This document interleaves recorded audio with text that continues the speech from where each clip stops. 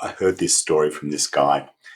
He worked in online reputation management, and he was Sabbath observant, and he had this big client, and something happened to the client on the Sabbath, and his phone was ringing, but he wasn't listening to his phone. And at the end of the Sabbath, he picks up his phone, checks his email, and there's lots of missed calls and messages and even a fax, because that was when he had a fax. This is when this story happened.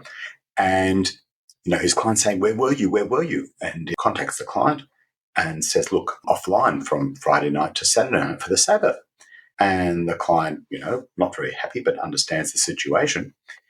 And he says, but tell me, what do you do on the Sabbath, without a phone for 25 hours? And he's talking about it, go to synagogue and whatever. On Saturday, we have lunch. He says, how long does lunch go for? And he says, well, 3-4 hours. And the guy says, what?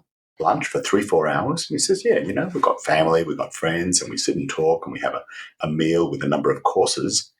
And, it goes for 3-4 hours. And the guy's saying, what the?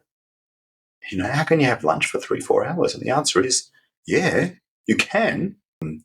Things go so much slowly on Sabbath because you're not rushing around to the next thing. And when you do that, you're free.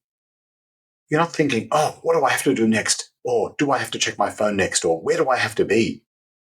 When you don't have that pulling at you, then you have the freedom to really do things slowly.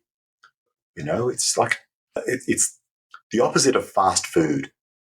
And there is a thing called the slow food movement. And Sabbath is a bit like that. It's a rebellion against society that has always got to be doing something, sometime, somewhere. And on Sabbath, you don't. There's things you've got to do, but the pace of the day is completely different. And it's freedom from the other 6 days. It's a day where you can just be and do things at their own pace.